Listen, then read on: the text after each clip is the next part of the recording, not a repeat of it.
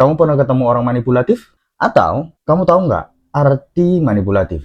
Manipulatif itu adalah suatu tindakan mengendalikan orang lain untuk keuntungan diri sendiri. Atau bisa dikatakan mempengaruhi orang lain menjadi seperti apa yang dia inginkan untuk keuntungan dirinya sendiri. Di sini saya akan menceritakan sebuah kasus di mana ada orang yang paling manipulatif di dunia yang sampai-sampai dia bisa membuat korbannya membunuh antara satu dengan yang lainnya dengan yang satu, dan bahkan dia memasak tubuh korbannya dan menyuruh si korban lainnya untuk memakan sop yang udah dimasaknya tersebut. Inilah dia kisah Futoshi Matsunaga.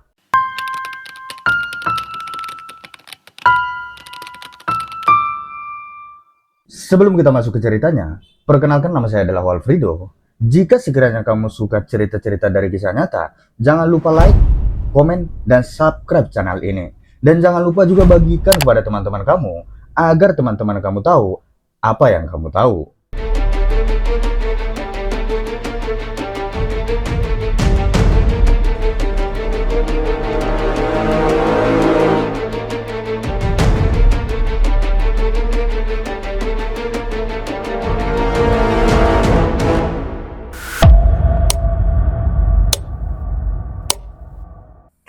Futoshi Matsunaga lahir pada tanggal 28 April tahun 1961 di Fukuoka, kota Jepang. Sejak kecil, ia dikenal sebagai anak yang pandai dan juga orang yang sangat berprestasi di kelasnya. Dan juga, dia dikenal sebagai orang yang hebat dalam bersosialisasi. Namun di balik pesonanya itu, tersembunyi sifat manipulatif dan juga sifat egois. Dan pada saat dia SMA, dia dikeluarkan dari sekolah karena dia tinggal dan serumah bersama seorang siswi anak SMP. Sehingga pada kasusnya ini, dia dikeluarkan dari sekolah. Dan akhirnya dia pindah ke sekolah lain. Dan menurut yang saya baca, sampai dia berpindah dan sampai dia berumur 19 tahun, tidak ada lagi berita yang memberitakan tentang si Futoshi Matsunaga ini. Pada umur 19 tahun, Futoshi Matsunaga ini, dia menikahi seorang gadis dan memiliki seorang putra. Tapi karena memang sifatnya dari dulu itu adalah sifat seorang playboy, walaupun dia sudah menikah, dia tetap melakukan perselingkuhan, dekat-dekat dengan wanita lain, atau menggoda-goda wanita lain dengan cara omongan manipulatifnya tadi. Yang kemudian dia bertemu teman lamanya pada tahun 1982, Junko Ogata. Dari sinilah dimulai kisah-kisah yang mengerikan yang akan terjadi. Di mana si Junko ini adalah seorang guru TK. Si Junko ini adalah teman kecilnya dulu, namun mereka ketemu setelah si Futoshi Matsunaga ini menikah, dan mereka ini bisa dikatakan selingkuh. Saya akan menceritakan bagaimana awalnya mereka bersama dan melakukan manipulatif. Dan sampai-sampai keluarga si Junko Ogata ini adalah menjadi korban manipulatifnya si Futoshi Matsunaga. Pada tahun 1984, si Junko ini meminta si Futoshi Matsunaga untuk menikahinya. Namun, orang tua si Junko ini tidak menyetujui hubungan mereka. Tapi, si Futoshi Matsunaga tidak tinggal diam. Dia mengatakan kepada si Junko bahwasanya dia akan menikahinya. Meskipun orang tuanya si Junko itu mengatakan bahwasanya kamu jangan dekat-dekat dengan orang yang sudah bersuami, apalagi sudah memiliki anak. Ya otomatis orang tua si Junko pasti melarangnya. Tapi si Futoshi Matsunaga ini tidak tinggal diam. Dia datang ke rumahnya si Junko dan melakukan pelecehan terhadap ibunya si Junko. Dan setelah dia melakukan pelecehan itu, dia menjumpai si Junko dan mengajak si Junko ke apartemennya dengan mengatakan kepada si Junko bahwasanya orang tua dan keluarga mereka itu udah tidak menyukai si Junko, dan bahkan dia memanipulatif si Junko ini. Orang yang di sekitarnya itu, orang tuanya, ayahnya, kakaknya, kakak iparnya, ataupun ponakannya, itu sudah sangat membenci dia, sehingga si Junko ini terpengaruh dan dia merasa tidak ada lagi orang yang menyayanginya selain si Futoshi Matsunaga ini. Si Junko sempat bertanya ke si Futoshi Matsunaga. Dia mengatakan bahwasanya gimana dengan anakmu dan istrimu? Apakah mereka tidak keberatan jika aku nantinya ke sana? Nah, yang namanya orang manipulatif, dia pasti mengatakan, tidak apa-apa. Dan juga dia mengatakan, aku akan menceraikan dan akan meninggalkan anak dan istriku, karena mereka memang udah tidak cocok denganku. Sehingga mereka bersama di suatu apartemen. Mereka tinggal bersama sampai pada tahun 1985, di mana si Junko dan si Futoshi Matsunaga ini membuka suatu usaha.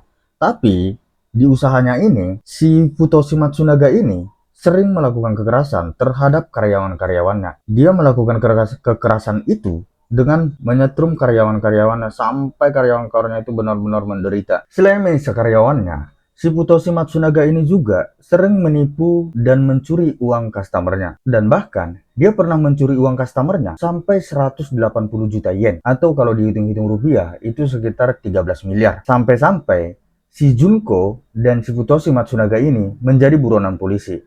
Tapi, entah karena apa, dan entah karena ilmu apa, si Futoshi Matsunaga ini dan si Junko ini sangat sulit ditemukan.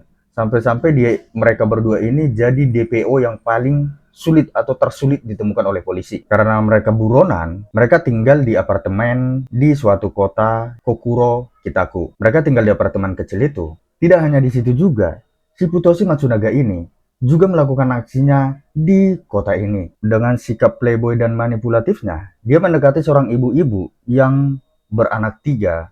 Dan kemudian dia memanipulatif si ibu-ibu ini. Padahal si ibu-ibu ini sudah memiliki suami. Tapi entah kenapa dia bisa memanipulasi si ibu-ibu 3 anak ini untuk tinggal bersamanya di apartemennya. Entah si ibu-ibu ini kehasut atau gimana, dia mau tinggal bersama Futoshi Matsunaga bersama dengan ketiga anaknya. Dan sampainya di apartemen, dia memperkenalkan si Junko ini sebagai adiknya.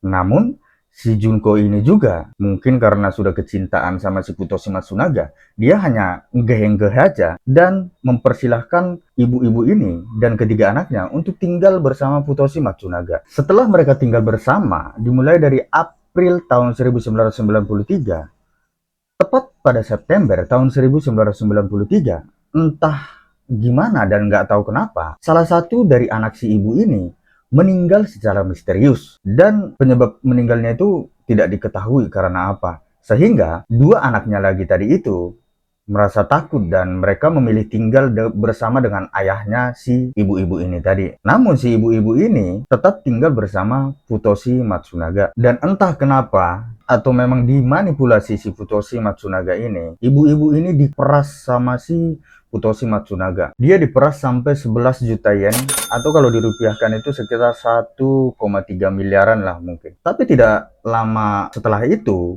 pada bulan Maret 1994, ibu-ibu ini tadi ditemukan meninggal jauh dari tempat tinggalnya si Futoshi Matsunaga ini. Dan itu juga tidak diketahui apa penyebab meninggalnya.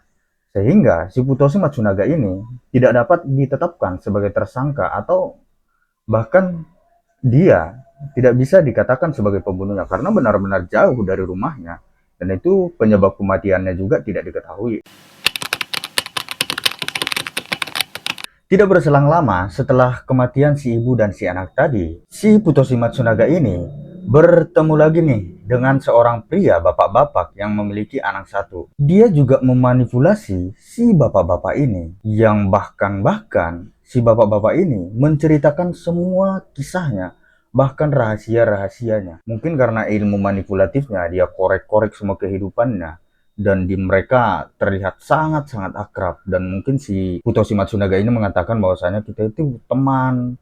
Ayo dong ceritakan dong apa keluh kesahmu kepada saya gitu mungkin. Si bapak-bapak ini bernama Kumio dan memiliki putri yang berumur sekitar 8 tahun atau 9 tahunan. Nah, mereka berteman akrab sampai-sampai si bapak-bapak ini menceritakan semua kisahnya ke si Futoshi Matsunaga. Mulai dari pinjaman online atau pinjaman-pinjaman apalah semuanya seperti pinjam-pinjam ke bank dan kemanapun sampai-sampai dia dicari-cari oleh rentenir. Dan juga dia juga pernah melakukan kejahatan yang dia tutup-tutupi. Dia juga ceritakan kepada Futoshi Matsunaga ini. Nah, setelah si Futoshi Matsunaga ini tahu semua cerita dan rahasianya si Kumio, bukannya mencari solusi, malah dia merasa bahwa ini adalah salah satu kesempatan untuk memanfaatkan si Kumio ini.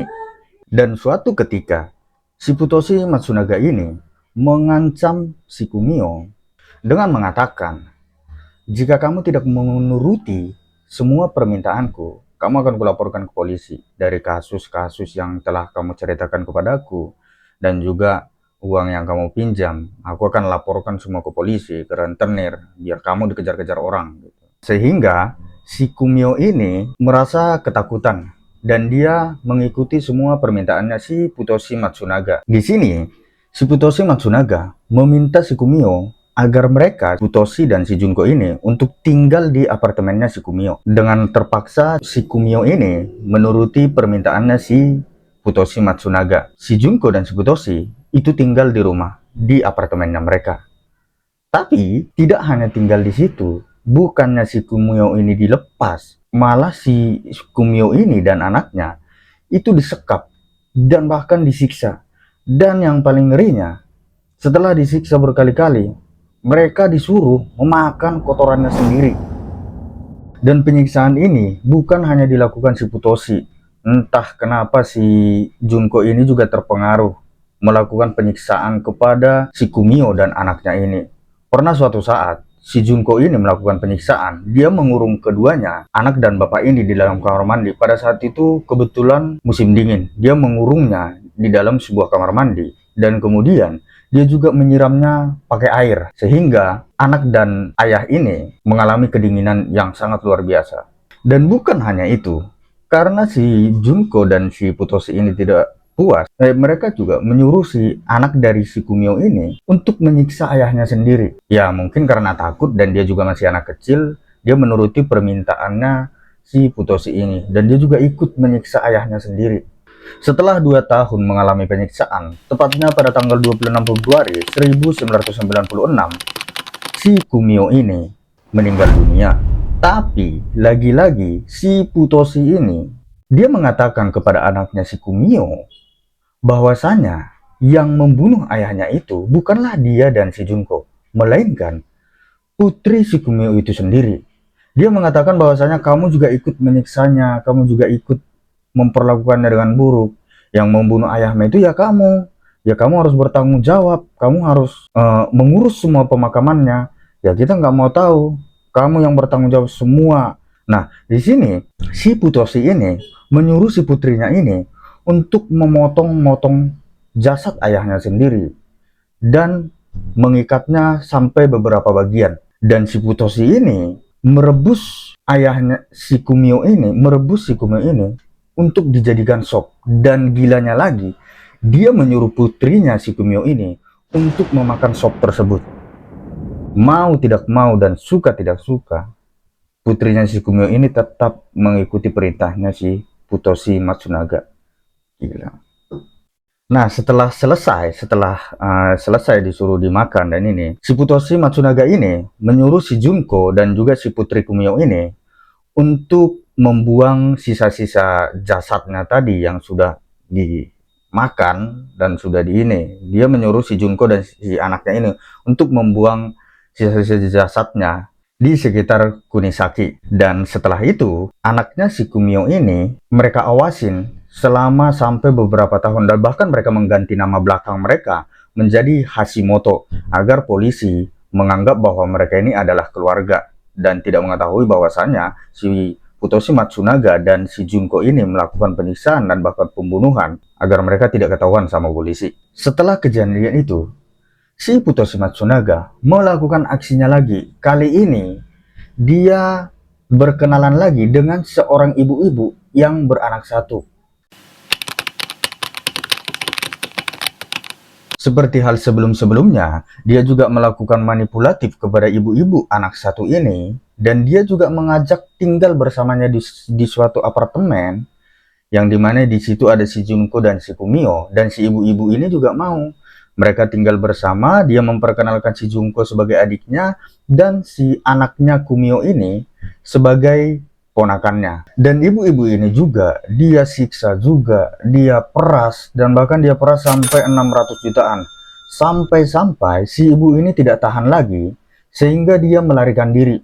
Dia lompat dari lantai 2, dan dengan napas yang terbata-bata, dia lari ke kantor polisi dan melaporkan semua kejadian yang dilakukan oleh Futoshi Matsunaga ini. Setelah polisi mendengar keluhan si ibu-ibu ini, mereka mendatangi apartemennya si Futoshi Matsunaga ini. Namun, si Junko dan si Futoshi Matsunaga ini tidak ditemukan lagi. di apartemen itu. Syukur-syukurnya anaknya si ibu-ibu ini ditinggalkan dan tidak dibawa oleh si Futoshi Matsunaga. Mereka hanya pergi bertiga, yaitu adalah si Junko, Futoshi Matsunaga, dan putrinya si Kumio tadi. Waktu mereka ini kabur, mungkin entah kenapa, atau mungkin si Junko ini tidak kuat lagi dengan sikap dan perlakuannya si Futoshi Matsunaga. Si Junko ini melakukan kesempatan ini untuk kabur dari si Futoshi Matsunaga. Ketika si Junko kabur, si Futoshi ini agak kaget nih dan merasa panik. Di mana si Junko kan tahu semua kelakuan-kelakuan si Futoshi. Dia takut bahwasanya si Junko ini akan melaporkan kesalahannya semuanya kepada polisi dan melaporkan setiap detail yang telah dilakukan si Futoshi ini.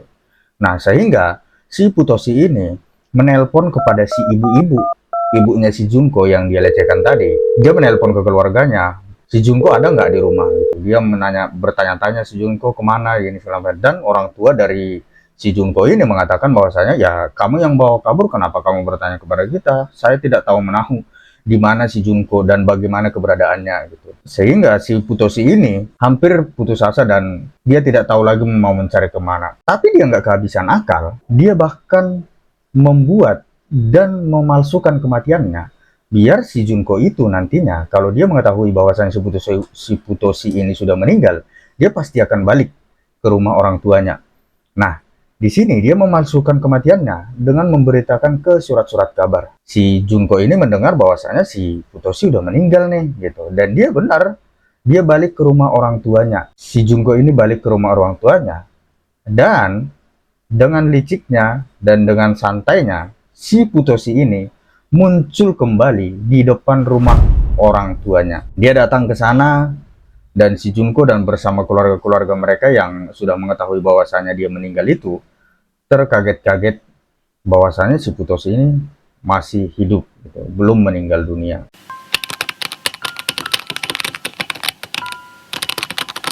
Nah, dari sinilah awal mula petaka yang dialami keluarganya si Junko. Di sini saya akan menceritakan semua malapetaka yang menimpa keluarga si Junko ini karena kehadirannya si Futoshi Matsunaga ini. Awal-awalnya si Futoshi Matsunaga ini sebenarnya dia diusir dari situ, dari rumahnya si Junko itu. Orang tuanya, keluarganya mengatakan bahwasanya jangan ganggu lagi si Junko dan jangan lagi ganggu lagi keluarga kami. Saya akan memberikan kamu uang. Dulunya itu dikasih berkisar sekitar 7 miliar lah agar dia meninggalkan tempat ini. Namun si Futoshi Matsunaga ini kekeh untuk tetap tinggal di situ dan dia tidak mau meninggalkan si Junko. Akhirnya mereka tinggal di situ bersamaan. Ada ayah dan ibunya si Junko, ada kakaknya si Junko dan kakak iparnya. Kemudian kakak iparnya ini memiliki 2 anak. Terus si Futoshi dan juga si anaknya si Kumio tadi, dan yang terakhir adalah si Junko. Sehingga mereka itu tinggal dalam satu rumah itu 9 orang. Yang awalnya mereka benci sama si Futoshi Matsunaga ini, entah kenapa dan bagaimana caranya si Futoshi ini tiba-tiba kayak yang tadinya kakak iparnya juga sangat benci sama dia, ini malah kayak senang melihatnya gitu. Lama kelamaan, seminggu 2 minggu, setelah beberapa saat, semua keluarga itu kayak udah bisa menerima si Futoshi ini. Ya mungkin kita tidak tahu, mungkin karena ilmu manipulatifnya tadi dan ilmu-ilmu omongannya tadi, dia bisa memanipulasi semua keluarga ini. Si Futoshi ini merasa bangga dengan keadaannya sekarang, di mana dia bisa mengkoordinir satu keluarga itu hanya dengan omongannya sendiri. Dan dia bahkan seperti kepala yang mengatur keseluruhan keluarga itu. Dan pada tanggal 21 Desember 1997, mungkin karena bosan kali ya, bosan atau gimana kita nggak tahu, si Futoshi Matsunaga ini menyuruh si Junko untuk menyetrum ayahnya si Junko. Dan gobloknya si Junko, dia mau, dan dia menyetrum ayahnya gitu. Dan bahkan ayahnya ini sampai meninggal dunia disetrum. Nah, setelah ayahnya meninggal, ibunya si Junko ini merasa kayak frustasi lah, kayak agak-agak stres, frustasi, dan juga agak linglung gitu. Kemudian Tidak berhenti di situ, si Futoshi Matsunaga ini menyuruh kakak iparnya dan kakak iparnya keduanya suami istri untuk membunuh ibunya lagi. Kamu cekik aja ibu itu daripada jadi beban atau ini, dia sepertinya sudah stres, bunuh aja gitu. Jadi tidak lama setelah itu, tanggal 20 Januari 1998, kakak iparnya ini berdua, mereka mencekik ibunya sampai meninggal dunia. Nah, setelah melakukan pembunuhan itu, si Futoshi dan si Junko ini mengurung kakak iparnya ini di dalam kamar mandi hingga meninggal dunia karena kelaparan dan tidak mendapatkan minuman atau makanan dan sebagainya. Itu tepatnya pada tanggal 13 April tahun 1998. Setelah kakak iparnya meninggal, tinggallah si anaknya si kakak iparnya ini, yaitu si anaknya tadi yang berumur 5 tahun dan juga 10 tahun. Di sini si Futoshi ini memanipulasi si Junko dan si kakaknya yang berumur 10 tahun tadi untuk membunuh si anak kecil yang berumur 5 tahun tadi. Ini benar-benar di luar nalar sih menurut aku gitu. Dia bisa-bisanya menyuruh si Junko dan si anak kakak iparnya itu yang masih berumur 10 tahun untuk membunuh si anak yang masih berumur 5 tahun. Dan benar, mereka melakukan pembunuhan itu. Dan setelah itu, dia hasut lagi si anaknya Kumio tadi, si putrinya Kumio tadi, untuk membunuh si anak yang 10 tahun ini. Sehingga, tepatnya pada tanggal 7 Juni tahun 1998, anak si Kumio ini, atau putri si Kumio ini tadi, membunuh si anak kakak iparnya itu yang masih berumur 10 tahun. Di sini, mereka tinggal bertiga lagi nih, si Junko, anaknya si Kumio, dan si Futoshi Matsunaga. Semua keluarganya, ayahnya, ibunya, kakak iparnya, istri kakak iparnya, anaknya dan putrinya itu mereka sudah bunuh semuanya. Dan setelah itu, si Futoshi Matsunaga ini bukannya apa ya dibilangnya, dia malah menyalahkan si Junko bahwasanya itu adalah kesalahannya sendiri. Dia yang menyebabkan bahwasanya keluarganya itu semuanya terbunuh. Itu semua gara-gara kamu. Gara-gara kamu itu makanya semuanya keluargamu terbunuh. Gara-gara si Junko. Nah, sehingga mereka merebus tuh semua mayat-mayat yang udah mereka bunuh tadi. Mereka rebus. Kemudian, dia menyuruh si Junko dan si anaknya Kumio ini untuk membuang jasad-jasadnya itu yang udah mereka rebus itu, dibuang sebagian ke laut, dan sebagian di daratan dikuburkan atau dibagi-bagilah, dibuang-buang semuanya seperti itu. Nah, setelah semua aksi kejinya ini kepada keluarga si Junko dengan memanipulasi si Junko, pada tahun 2000 dia kembali lagi melakukan aksinya, yaitu adalah aksi yang dilakukan pertamanya tadi dengan menggoda ibu-ibu atau gadis-gadis, kemudian dia memerasnya, memintai uangnya, bla bla bla, dan ini segala macam.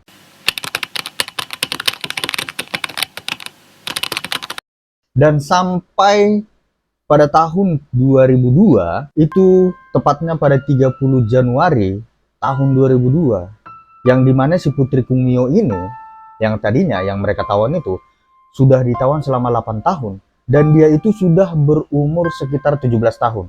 Dia ini, mungkin karena dia sudah bisa berpikir jernih dan sudah mulai agak dewasa gitu kan, dia ini kabur dari si Futoshi Matsunaga, kabur dari rumah itu. Tapi tidak lama setelah itu, di bulan Februari, si Putri Kumio ini ditemukan lagi. Ditemukan si Futoshi ini langsung. Dan si putrinya Kumio ini dibawa kembali ke rumahnya si Junko tadi, disiksa lagi, disiksa habis-habisan lagi. Hingga karena dia udah nggak tahan lagi, dia kabur untuk kedua kalinya. Dan dia kabur dan langsung menuju kantor polisi.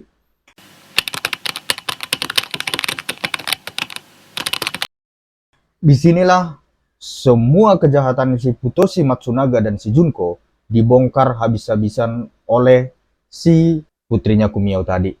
Dan polisi bergegas ke sana, kemudian polisi menangkap si Junko dan si Futoshi Matsunaga. Di sini dilakukan interogasi, dilakukan itu segala macam gitu. Kalau si Junko ini dengan santainya mengatakan bahwasanya ya kami melakukan pembunuhan itu dan ya dia mengakui semua kesalahannya.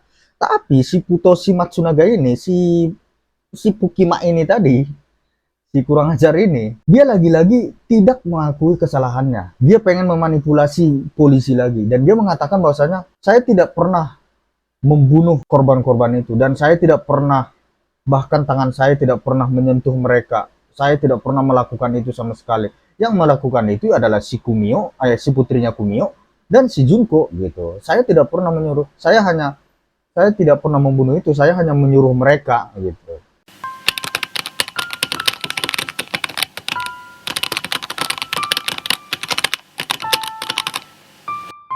Pada tanggal 28 September tahun 2005, si Futoshi Matsunaga dan si Junko ini ditetapkan melakukan 7 pembunuhan dan ditetapkan sebagai tersangka dengan hukuman mati. Di tahun 2007, tepatnya di 26 September, mereka meminta banding lagi. Dan kemudian si Futoshi Matsunaga ini tetap dihukum mati karena merupakan dialah otak dari pembunuhan ini. Meskipun dia hanya memanipulasi, tapi si Junko dia diringankan menjadi penjara seumur hidup.